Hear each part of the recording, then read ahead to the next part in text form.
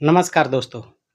आज का जो प्रसंग है वो बहुत रोचक है, दिलचस्प है, मनोरंजक है, आपको आनंद आएगा कि शिव जी का वीर कहाँ खो गया। पार्वती जी जो है शिकायत करती हैं विष्णु जी से। विष्णु यानी भगवान कहती हैं उन्हें, भगवान ईश्वर भी कहा गया है इस प्रकरण में विष्णु को। तो दोस्तों ईश्वर से प्रार्थना करती हैं, अनुरोध करती हैं कि पता लगाओ कि हमारे शिव जी का जो वीर था वो कौन चुरा ले गया, वो कहाँ गया और आजकल किस हालत में है। विष्णु से अपना रोना रोती है। तो दोस्तों फिर विष्णु जो है सारे देवताओं को बुलाते हैं और फिर उनसे पता पूछते हैं, भाई बताइए कहाँ पर है, किसने चुराया है, सही सही बताओ अन्यथा उसे दंडित किया जाएगा। तो सभी देवता जो है विष्णु की अदालत में जो हाजिर होते हैं और फिर अपनी अपनी जो है सफाई पेश करते हैं। तो दोस्तों ये बड़ा रोचक प्रसंग है। इससे पूर्व इसी के संबंध में मैं बता दूं कि शिव जी और पार्वती जी की शादी होके आती है। देवतागण उनके पास आते हैं और उनसे याचना करते हैं कि तारकासुर जो है हमको बहुत परेशान कर रहा है, महाराज वो आपका ही जो पुत्र होगा वही मार पाएगा, ऐसा हमें ज्ञात है। तो आप जो है तुरंत एक पुत्र जो है पैदा कीजिए ताकि हम तारकासुर के अत्याचारों से मुक्ति पा सकें। तो वो प्रयास करते हैं और ऐसा लिखा हुआ है इन्हीं ग्रंथों में कि 1000 वर्ष तक जो है वो रति क्रिया में मस्त रहते हैं, लगे रहते हैं कि एक पुत्र कैसे ही पैदा हो, लेकिन नहीं होता है। तो देवता बड़े परेशान हो जाते हैं और सारे देवता ब्रह्मा आदि मिल कर के जाते हैं और उनको जो है वहाँ पर बाधित कर देते हैं। यानी वो अपना जो है रतक्रिया में संलग्न थे उनको बाधित कर देते हैं, आवाज़ देते हैं और उसी समय जो है फिर वो दोनों जो है सचेत होते हैं और शिव जी का जो वीर है वो वीरपात हो जाता है पृथ्वी पर। फिर पता नहीं कि वो कहाँ गया और पार्वती जी को इससे बड़ी ग्लानि होती है कि तुम लोग जो है इसी समय आना था तुम्हें, हैं हम जो है पुत्र प्राप्ति के लिए अपना पूरा प्रयास कर रहे हैं और आप आ गए, आपने जो है बाधा डाल दी। तो वो जो है क्रोध में आकर के उनको शाप भी दे देती हैं कि जाइए तुम लोग भी निसंतान रहोगे, तुम्हारे कोई संतान पैदा नहीं होगी। तो दोस्तों इससे वही उसी से संबंधित है ये प्रकरण आज का जो है, और इसमें भी आएगा कि कार्तिकेय का जन्म कैसे हुआ।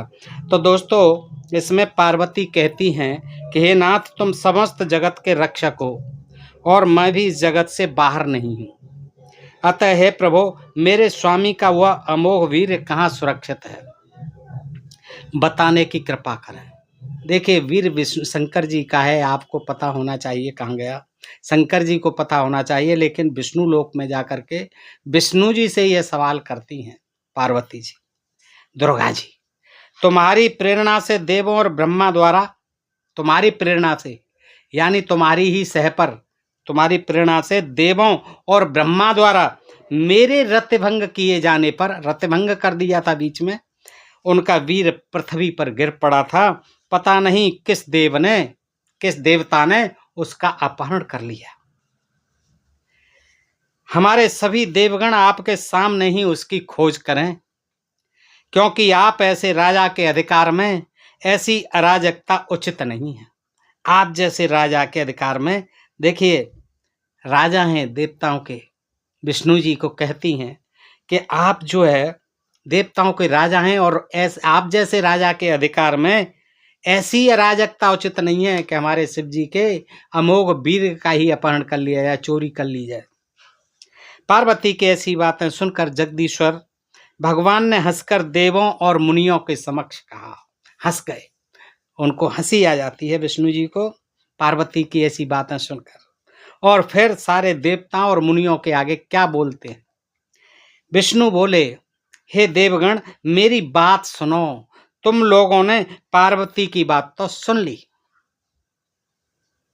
तुम लोगों ने पार्वती की बात तो सुन ली, अब मेरी बात सुनो। देवताओं से कहते हैं, कौन, विष्णु जी, पूर्व काल में शिव के अमोघ वीर का किसने अपहरण किया, उसे इस सभा में शीघ्र उपस्थित करो। जो वीर का चोर है उसको इस सभा में शीघ्र उपस्थित करो, अन्यथा दंड के भागी आप सब बनोगे। आप सबको ही दंड का भागी बनना पड़ेगा, क्योंकि जो शासन ठीक से न करे, प्रजा पीड़ित हो या पक्षपात करे, वह राजा निंदनीय है। भगवान विष्णु की बात सुनकर सभी ने आपस में विचार विमर्श किया और पार्वती की बात से त्रस्त होकर उन लोगों ने भगवान के सामने कहना प्रारंभ किया। देवों ने जो है भगवान की बात सुन करके पार्वती की बात से त्रस्त होकर के भगवान के सामने कहना प्रारंभ किया। ये 14वां अध्याय ब्रह्म वैवर्त पुराण से दोस्तों मैं आपको सुना रहा हूँ।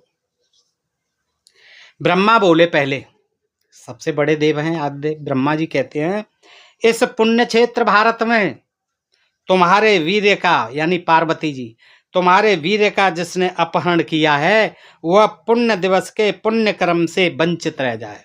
यानी पुण्य दिवस के पुण्य कर्म से, यानी पूजा पाठ से वंचित हो जाए। ब्रह्मा जी खुद कहते हैं। महादेव बोले, इस पुण्य भूमि भारत में मेरे वीर्य का जिसने अपहरण किया है वह तुम्हारी सेवा से वंचित रहे। तुम्हारी सेवा से यानी विष्णु की सेवा से वंचित रहे जिसने भी अपहरण किया है। यमराज भी खड़े थे। अभी यमराज आ गए, उन्होंने तो, ब्रह्मा ने और महादेव जी ने तो अपनी बात रख दी। यम बोले, उस वीर्य का अपहरण जिसने किया है वह शरणागत की रक्षा और एकादशी व्रत से वंचित रह जाएगा। वो एकादशी व्रत का अधिकारी नहीं रहेगा जिसने भी उस वीर्य का अपहरण किया है।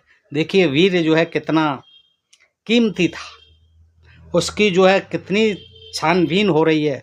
बाकायदा जो है अदालत लगी हुई है विष्णु जी की। सारे देवी देवता वहाँ जो है अपनी अपनी सफाई पेश कर रहे हैं, यानी सिद्ध कर रहे हैं कि मैं चोर नहीं हूँ, मैंने वीर्य को नहीं चुराया है।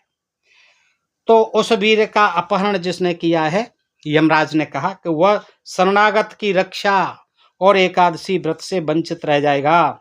यानी उस शरणागत की रक्षा नहीं होगी, वो शरणागत की रक्षा नहीं कर पाएगा। इंद्र कहते हैं, उस वीर का जिसने अपहरण किया है वह पापियों को मुक्त करने में असमर्थ रहे।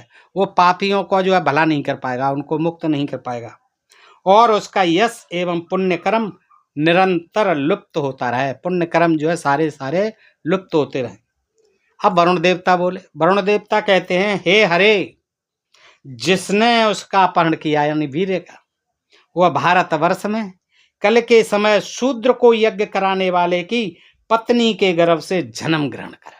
इनका जो है ज्ञान, इनकी जो सफाई थी बहुत विकट थी, सबसे आगे मिली अब तक वरुण महाराज की। वरुण क्या बोले कि हे हरे, यानी हे विष्णु, जिसने उस वीर्य का अपहरण किया है वह भारतवर्ष में कल के समय, कल काल में शूद्र को जो यज्ञ कराए उस पत्नी के गर्भ से जन्म ग्रहण करे। शूद्र को यज्ञ कराने वाले ब्राह्मण, यज्ञ कौन कराएगा? ब्राह्मण, लेकिन वो ब्राह्मण पतित ब्राह्मण होगा। उस पतित ब्राह्मण के गर्भ से जन्म ग्रहण करे। फिर बोले, उस वीर का जिसने अपहरण किया है वह धरोहर का अपहर्ता, धरोहर थी देवताओं की, न्यास, विश्वासघाती, मित्रहंता, सत्यहंता एवं कृतघ्न हो। ये कुबेर बोले। ईशान बोले, जिसने उस वीर्य का अपहरण किया है वह इस भारत में परधन का अपहारी, यानी परधन को चुराने वाला, नरघाती और गुरुद्रोही हो। साप दे रहे उसको, पता किसी को कुछ नहीं है कि कौन ले गया, कहाँ गया। अब आगे रुद्रगण बोले, उस वीर्य का जिन लोगों ने अपहरण किया है वे भारत में झूठ बोलने वाले, पर स्त्री लंपट और गुरु की निंदा में रत रहे। ये जो है रुद्रगण बोले। कामदेव भी खड़े थे। कामदेव बोले, जिसने उस वीर्य का अपहरण किया है वह जो मूढ़ भ्रमवश प्रतिज्ञा का पालन नहीं करता है उसके पाप का भागी हो। अश्विनी कुमार बोले, जिन्होंने वीर्य का अपहरण किया है वे माता पिता गौर स्त्री और पुत्र के पालन पोषण से वंचित रह जाएंगे। जिन्होंने भी ये जघन्य अपराध किया है, यानी शिव जी के वीर्य को चुराया है, ये अश्विनी कुमार कह रहे हैं कि वे माता पिता गुरु स्त्री और पुत्र के पालन पोषण से वंचित रह जाएंगे। देवगण बोले इकट्ठे समूह में, देवता लोग, जिन्होंने उस वीर का अपहरण किया है वे भारत में झूठी गवाही देने वाले। अब जो झूठी गवाही देते हैं वो ही हैं जिन्होंने शिव जी का वो चुराया था वीर। निपूत होंगे, निसंतान, यानी पुत्र नहीं होंगे, निपूते होंगे, और दरिद्र होंगे, गरीब होंगे। ये देवगण बोले। अब देव पत्नियां भी आई हुई थी साथ में। अब देव पत्नियां क्या कहती हैं सुनिए। जिन स्त्रियों ने, अब वो स्त्रियों की कहेंगी, वो देवताओं की कह रहे थे। देव पत्नियां बोले जिन स्त्रियों ने उस वीर्य का अपहरण किया है वे अपने पति की निंदा करने वाली एवं पर पुरुष गामिनी हो और सदैव बुद्धिहीना हो। पर पुरुष गामिनी हो और सदैव बुद्धिहीना हो, मूर्ख हो, बुद्धिहीन हो। हे मुने, देखो ये देव पत्नियां के, हे मुने, देवों और देवियों की ऐसी बातें सुनकर जगत के कर्ता और तीनों लोकों के शासक एवं रक्षक भगवान विष्णु ने स्वयं कर्मों के साक्षी धर्म, सूर्य, चंद्र, अग्नि, वायु, पृथ्वी, जल दोनों संध्याओं, दिन और रात्रि से कहा। क्या कहा? इनसे भी सुन लो क्या कहा। विष्णु बोले, जगत गुरु एवं भगवान महेश्वर के अमोघ वीर्य का अपहरण यदि देवों ने नहीं किया है तो किसने उसका अपहरण किया है? समस्त विश्व में तुम ही लोग कर्मों के निरंतर साक्षी हो, अतः तुम ही लोगों ने उसका अपहरण किया है, या उसका क्या हुआ ये बताइए। देखिए उन्होंने सबको जो लाइन में लगा दिया विष्णु जी ने। उस समय सभा में ईश्वर की, देखिए यहाँ ईश्वर कहा गया। उस समय सभा में, आज नोट कर लो, विष्णु ही ईश्वर हैं, ईश्वर विष्णु को बना दिया। उस समय सभा में ईश्वर की ऐसी बातें सुनकर वे लोग कांपने लगे और आपस में परामर्श करके भगवान के सामने कहना प्रारंभ किया। या भगवान भी हो गए। धर्म बोले, अब जो रह गए थे वो कहते हैं धर्मराज आ गए। धर्मराज बोले, सूरत के समय, सूरत यानी रथक्रिया के समय क्रुद्ध शंकर के उठते ही वह उनका अमोघ वीर पृथ्वी पर गिर पड़ा। यह मैं जानता हूं, मैं देख रहा था। धर्मराज ने कहा कि वो पृथ्वी पर गिर पड़ा था, किसी ने नहीं चुराया था, मैंने देखा। धरती बोली, छिति। धरती बोली, हे ब्रह्मन, उस अत्यंत दुर्वह वीर्य को वहन करने में मैं असमर्थ थी, क्योंकि मेरे ऊपर गिरा था। मैं असमर्थ थी उसको वहन करने में। विष्णु से कहती हैं, ब्रह्मा से कहती हैं, हे ब्रह्मन, मैं असमर्थ थी, इसलिए उसे मैंने पहले ही अग्नि में डाल दिया। अब बताइए, पृथ्वी, अग्नि तो पृथ्वी पर ही होती है। हाँ, पृथ्वी कहती है मैं बहन नहीं कर पा रही थी, बहुत तेज था उसका गर्म लावा, एकदम मैंने जो है उठा करके और कहा अग्नि में डाल दिया उसे। आप मुझ अबला को क्षमा करें। अग्निदेव से कहा, महाराज संभालिए। अग्नि क्या कहते हैं सुन के? अग्नि बोले, हे जगन्नाथ, उस वीर्य को वहन करने में मैं भी असमर्थ था और मैंने असमर्थ होके, परेशान होके, घबरा करके सर यानी सरपत के जंगल में छोड़ दिया। आप जानते होंगे दोस्तों, सरपत का जंगल कहाँ होता है? कहीं उनकी तलाश में रहा होगा, परेशान होकर ढोके ले गए और सरपत के जंगल में छोड़ दिया। आप बताइए, सरपत में तो आग तुरंत लग जाती है। अग्नि जो है सरपत में छोड़ आई, क्योंकि एक तरह की झाड़ी होती है दोस्तों। क्योंकि दुर्बल पुरुष का यश और पौरुष क्या है? अर्थात कुछ नहीं। भाई मैं दुर्बल आदमी, मेरा क्या बल पौरुष है? मैं भी उसको सरपत के जंगल में फेंक आया। अब जो वायुदेव भी खड़े थे, वायु बोले, हे विष्णु, सरपतों में गिरा हुआ वीर, वायु भी देख रहा था, सरपतों में गिरा हुआ वीर तुरंत बालक रूप हो गया। जैसे ही सरपतों में भेजा, उसे डाल दिया, वो बच्चा हो गया, बालक बन गया, जो अत्यंत सुंदर एवं स्वर्ण रेखा नदी के तट पर विराजमान हुआ। स्वर्ण रेखा नदी के तट पर बैठ गया बच्चा बन करके। सूर्य बोले, ऊपर से देख रहा था मैं, सूर्य बोले, मैंने रोते हुए उस बालक को देखा और अस्ताचल चला गया मैं। फिर मैंने रोते हुए तो देखा था, लेकिन मैं अस्ताचल चला गया, क्योंकि काल चक्र से प्रेरित होने के नाते, क्योंकि मैं भी काल के चक्कर में रहता हूँ, काल चक्र से प्रभावित हूँ। तो काल चक्र से प्रभावित होने के कारण, प्रेरित होने के कारण रात्रि में मैं रुक नहीं सकता, मुझे जाना पड़ा, अस्ताचल चला गया मैं। देखिए सूर्य जो है चला गया अस्ताचल, बस रोते हुए देख के चला गया सूर्य। चंद्रमा बोले, हे विष्णु, बद्रिकाश्रम में जाती हुई एक स्त्री ने रोदन करते हुए बालक को लेकर अपने घर को प्रस्थान किया। एक स्त्री ले गई, बद्रिकाश्रम को जा रही थी, रास्ते में मिला, ले गई उठा करके बच्चे को। जल देवता बोले शिव के उस रोते हुए बालक को, अब शिव का बच्चा हो गया, शिव के उस बालक को जो दुग्धपान के लिए मचल रहा था, बेचारा भूखा था, सूर्य से अधिक प्रभावपूर्ण था। कृत्तिकाओं ने 6 आ गई, कृत्तिकाएं वहां देवियां, दुग्धपान कराया, एक ने नहीं 6 ने कराया, और वे पालन पोषण करने लगी। यानी 6 का दूध पीना था तो उन्होंने अपने 6 मुख बना लिए, 6 का दूध पीना था, 6 मुख बना लिए। संध्याएं बोली, अब संध्याएं भी थी वहां, संध्याएं बोली इस समय वह पुत्र 6 कृतिकाओं का पाला हुआ है, प्रेम बस उन लोगों ने उसका नाम कार्तिकेय रख दिया है, क्योंकि कृतिकाओं ने उसे पाला है। रात्रि बोली, वो भी थी रात्रि, वे कृतिकाएं उस बालक को अपनी आंखों के सामने कभी अलग नहीं करती हैं, वह प्राणों से भी अधिक प्रेम पात्र हैं। जो पालन करता है उसी का पुत्र होता है। अब शिव जी का पुत्र कहाँ है, अब तो वो कृतिकाओं का पुत्र है, इसलिए कार्तिकेय कहलाएगा। दिन बोला, दिन भी आ गया, देखो रात्रि भी थी, दिन भी था। वहां तीनों लोकों में जो अति स्वादिष्ट एवं दुर्लभ पदार्थ हैं वे ही उस बच्चे को उन्होंने भोजन में खिलाए। अब ये दिन ने कह दिया, अब सारे बताने लग गए, पता ठिकाना देखिए। इस प्रकार सभा में सुप्रसन्न होकर उन लोगों ने भगवान से कहा, यानी विष्णु से कहा, और उनकी बातें सुनकर भगवान मधुसूदन भी अति प्रसन्न हुए। वाह वाह, प्रसन्न हो गए। पुत्र की वार्ता सुनकर पार्वती भी अति हर्षित हुई, गदगद हो गई। क्या हा, हमारा तो पुत्र जो है बन गया, कार्तिकेय के रूप में पल रहा है, 6 कृतिकाएं पाल रही हैं, सरपत के जंगल में पैदा हो।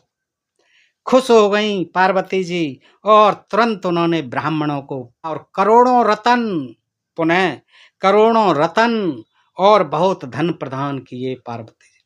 अब ब्राह्मणों का यहाँ क्या लेना देना था, सोचिए दोस्तों, यानी इनको दान चाहिए तो लिख दिया, जोड़ दिया। अब पार्वती रो रही थी, परेशान हो रही थी, सारे देवी देवता परेशान हैं, कोर्ट में हाजिरी दे रहे हैं, अपने अपने तर्क कर रहे हैं इधर फिर आती हैं उसका पता ठिकाने वाली देवी देवता, वो बताते हैं। अब यहाँ दूर दूर तक ब्राह्मण नहीं है, उस समय देवी देवताओं का काम होता था, ये ब्राह्मण बीच में कहाँ से आ टपकते हैं। इनाम देना था तो देवी देवताओं को बांटना था, इतना सोना चांदी रतन ज्यादा पार्वती के पास था। वैसे तो क्या भोला जी के पास कुछ नहीं था, वे तो वैसे ही अब डरदानी थे, हैं वैसे ही रहते थे भस्म रमाए हुए शमशान घाट में, वो तो खुद फक्कड़ थे, लाख हैं वीराने में रहते थे। अब ये कहते हैं कि ये लेखक कहता है कि उन्होंने ब्राह्मणों को पुनः करोड़ों रत्न और बहुत धन प्रदान किए, सभी ब्राह्मणों को अनेक भांति के वस्त्र भी दिए, जैसे उनके यहाँ फैक्ट्री चल रही थी, शोरूम खुले हुए थे पार्वती है, तमाम जो है रतन और आदि की जो खान थी उनके पास। हाँ, फिर भी परेशान थी। अभी कुछ समय पूर्व कुछ पता नहीं था, ब्राह्मण एक भी नहीं आया, ब्राह्मण का कोई लेना देना नहीं है। बताइए ब्राह्मण का क्या लेना देना। लेकिन अगर ये नहीं कथा कहानी गढ़ेंगे तो इन्हें कौन दान देगा, सोचिए दोस्तों। और इसीलिए इन्होंने सब जगह ये कथाएं अपने स्वार्थ के, इन्हें पढ़ने से ज्ञात हो जाता है दोस्तों। आप, मैं कुछ नहीं कह रहा, देखिए आप पढ़िए है। और सभी ब्राह्मणों को अनेक भांत के वस्त्र थे। ब्राह्मणा का क्या लेना, ब्राह्मण क्यों नहीं बताने जा रहे थे जब से रो रही थी, परेशान हो रही, 1000 साल से बच्चा पैदा नहीं हो रहा, क्या उन्होंने बच्चा पैदा कर दिया कि कहीं पाल लिया कि क्या कर दिया। इनाम देना था, जो कुछ भी देना था, रतन धन सोना आदि, तो देवी देवताओं को देना था। सोचो दोस्तों, पार्वती को देना, पार्वती ने ये क्यों दिया इनको। मुझे कोई दिक्कत नहीं है, खूब दो, लेकिन हम तो इस कथा में कहीं दूर दूर तक नहीं देख रहे ब्राह्मणों को, वहाँ ब्राह्मणों का कोई लेना देना ही नहीं था। पार्वती ने इनको क्यों दिया, ये प्रश्न है, सोचने की बात। देना था तो परेशान थे सारे देवी देवता, उनको देना था। अनंतर लक्ष्मी, सरस्वती, मैना, सावित्री आदि समस्त स्त्रियों और समस्त देवों समेत विष्णु ने ब्राह्मणों को धन दान किया। अब लो, विष्णु ने भी दे दिया, सरस्वती, मैना, सावित्री आदि समस्त स्त्रियों समस्त देवों समेत, अरे सब स्त्रियों ने यानी देवियों ने, देवताओं ने, विष्णु ने ब्राह्मणों को धन दान किया। अब आप दोस्तों स्वयं सोच सकते हैं कि इनको लिखने का पर्पस क्या है, इन बेतुकी कथा कहानियों को लिखने का उद्देश्य क्या है। एंड में निकलता है इसका उद्देश्य, उसको सोचें और उसको समझें। यानी इन कहानियों के आधार पर समाज में ये तमाम अंधविश्वास, पाखंड, कर्मकांड जो फैला रखे हैं इन्हीं धर्म ग्रंथों के, इन्हीं धर्म शास्त्रों के आधार पर हैं दोस्तों। इनको पढ़ने से ये जानकारी मिलती है कि प्राचीन काल से लेकर के आज के काल तक, मैं सभी ब्राह्मणों की नहीं कहता, लेकिन जो मुझे गाली देने आ जाते हैं उनको देखना चाहिए है कि हमको भाई आप गाली क्यों देते हो, आपके पुरखों ने ये क्या लिख रखा है। सारे देवी देवताओं को मूर्ख बनाया, हमको भी मूर्ख बनाया, सब जनता को मूर्ख बनाया और केवल अपने लिए सारा जो है ये प्रपंच रच रखा है। दोस्तों बताइए जानकारी आपको कैसी लगी, अच्छी लगी हो तो मित्रों में अधिकाधिक शेयर करें और अपने प्रिय चैनल ढोल में पोल को सब्सक्राइब करते रहें। फिर मिलते हैं ऐसे किसी प्रसंग के साथ अगले वीडियो में। तब तक आप सब मित्रों को हृदय से आभार, नमस्कार, जय हिंद, जय भारत।